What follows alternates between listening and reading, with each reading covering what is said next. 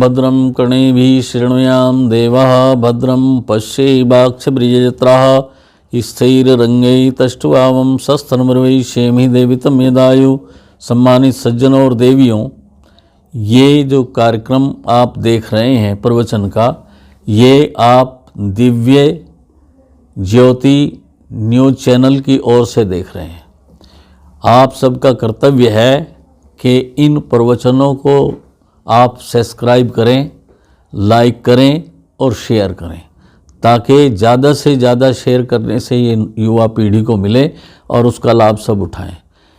इसलिए ये तो चैनल का परिचय है।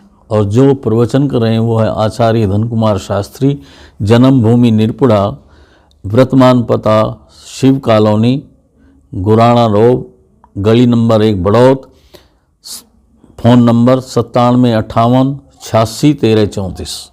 तो आप संपर्क कर सकते हैं। कभी कोई जानकारी लेने के लिए, समस्याओं का समाधान करने के लिए मैं हर वक्त आपकी सेवा में तैयार हूँ, लेकिन सैद्धांतिक रूप से जानकारी ले, इधर तिधर की बातों से समय बर्बाद मत करना। तो मैं यहाँ आपको सुना रहा हूँ, वेद का आदेश है, भगवान से प्रार्थना कर रहा है साधक। वो कह रहा है भद्रम कर्णेभिः शृणुयाम देवा, हे भगवान मैं इन कानों से अच्छी बातें सुनूं। और दूसरी प्रार्थना कर रहा है भद्रम पश्येमाक्षभिर्यजत्राः, हे परमात्मन मैं इन आँखों से भद्र देखूं। तो यहाँ सबसे पहले सुनने की बात आई है।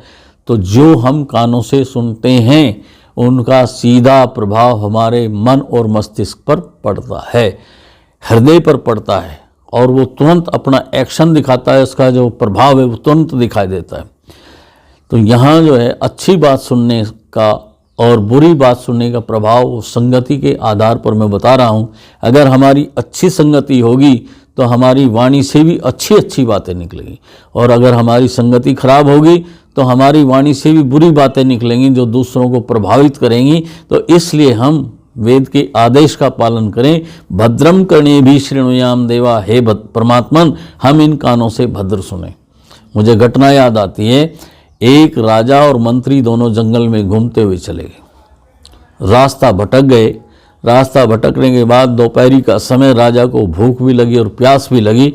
उन्होंने मंत्री से कहा, मंत्री कहीं से पानी की और भोजन की व्यवस्था करो। मंत्री ने एक पेड़ पर चढ़ करके देखा, कुछ दूरी पर एक जगह से धुआं उठ रहा था।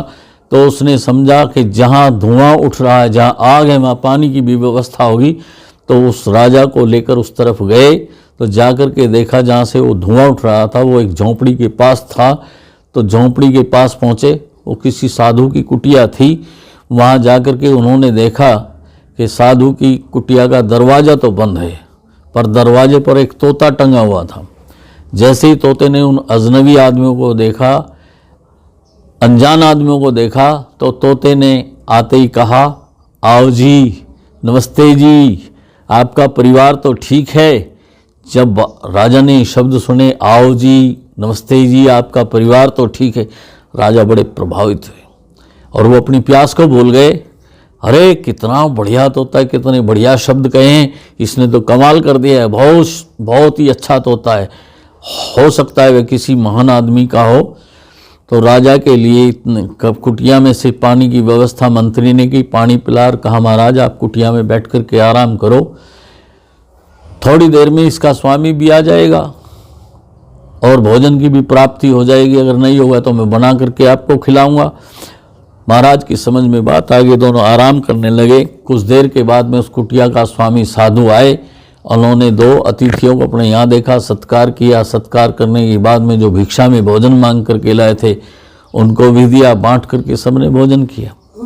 विश्राम करने के बाद जब राजा चलने लगे, उन्होंने कहा, महानुभाव स्वामी जी महाराज, ये तोता आपका बहुत बढ़िया है, मैं चाहता हूँ कि इसे मैं अपने राजमहल में ले जाऊँ और रानी को सौंप दूँ, ताकि इसकी और तोते की बात हो तो मेरी पत्नी का मनोरंजन हो सकता है, आत्मरंजन हो सकता है, उसे ज्ञान पैदा हो सकता है, इसलिए आप ये तोता मुझे दे दो।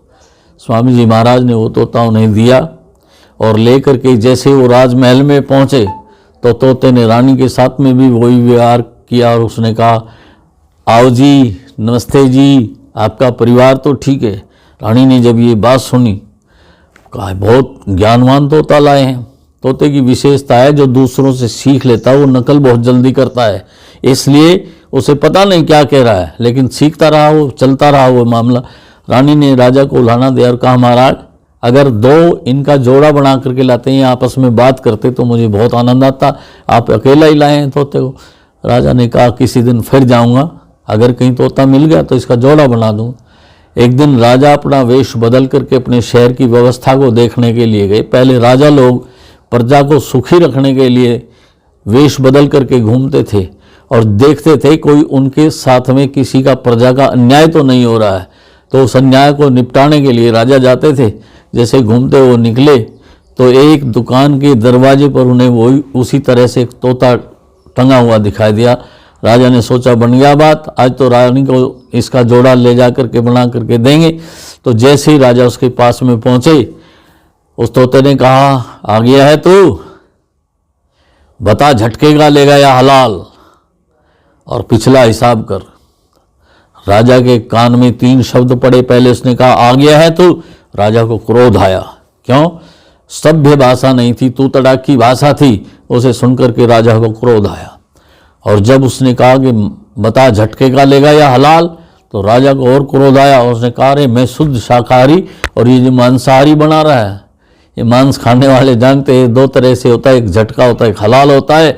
जो धीरे धीरे मारा जाता है वो हलाल होता है। छुरी फेरी जाता है बिस्मिल्लाह रहमान रहीम, बिस्मिल्लाह रहमान रहीम, एक छुरी चलाई उसको रोक लिया, फिर जो है दोबारा चलाई फिर रोक लिया, वो झटका है। और एक बार के में जो हो जाता है वो हलाल हो जाता है। तो इस तरह से उनकी एक भाषा है। तो उसने कहा बता झटकेगा लेगा या हलाल। राजा को क्रोध आया, मैं शुद्ध शाकाहारी, मुझे मांसाहारी घोषित कर रहा है। और फिर उसने कहा ला पिछला हिसाब कर। जब पिछले हिसाब की बात आई राजा ने अपनी तलवार म्यान से निकाली गुस्से में आकर के और उसके मालिक को मारने के लिए दौड़े। मंत्री ने हाथ पकड़ के कहा महाराज क्या करते हो, पाप कमाते हो। उसने कहा देखो ये तोता कितना बदतमीज है, मुझे तो तड़ाक से बोल रहा है, दूसरे मुझे कह रहा है मांसाहारी है, तीसरा कह रहा है पिछला हिसाब कर। आज तक मैं इस दुकान पे आया नहीं, पिछला हिसाब किस चीज का। तो राजा ने जब ये बात कही, मंत्री ने हाथ पकड़ करके कहा महाराज ये बात नहीं। कहने एक तोता वो है, वो कितने सभ्य तरीके से पेश आता है, एक तोता ही है। उसने कहा महाराज ये तोतों का अंतर नहीं है, तोता तो रटंत है, वे तो रट लेते हैं बात, पर ये संगति का अंतर है। वो साधु की संगति में रहा, वहाँ यही व्यवहार होता था।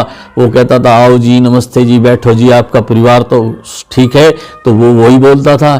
यहाँ कसाई के यहाँ जो मांसाहारी लोग आते थे, मांस लेते थे, तो वो पूछता था आ गया है तो, और फिर वो भी पूछता था झटका या लाल। और फिर कुछ लोग ऐसे होते थे जो कई कई साल के बाद में वहाँ लेने के आते थे, उधार ले गए और कई वर्षों तक दिया नहीं, तो वो कहता था पिछला हिसाब करो। पिछला हिसाब करे बिना अगला मिलना नहीं था।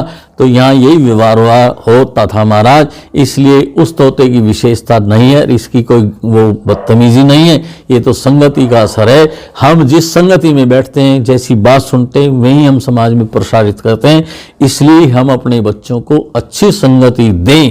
तोते के माध्यम से हमें पता चलता है कि जैसी संगति में हम बैठते हैं वैसी हमारी वाणी बोलती है। उस वाणी के बोलते के साथ ही पता चलता है हम किस परिवार में पैदा हुए हैं, कैसी हमें शिक्षा और दीक्षा मिली है और कैसे वातावरण में से निकल के हम आ रहे हैं, उसका सीधी जानकारी वाणी के बोलते के साथ ही पता लग जाता है। इसलिए हम अच्छी संगति करें। जब हम अच्छी संगति करेंगे तो हमारा नैतिक स्तर ऊंचा उठेगा।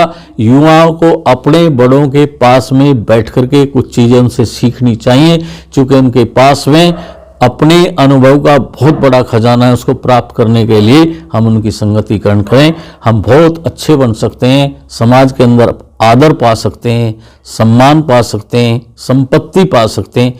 जो चीज़ें हम प्राप्त करना चाहते हैं वो प्राप्त होगी। इसलिए हम अपनी संगति पर ध्यान रखें। ओम शांति।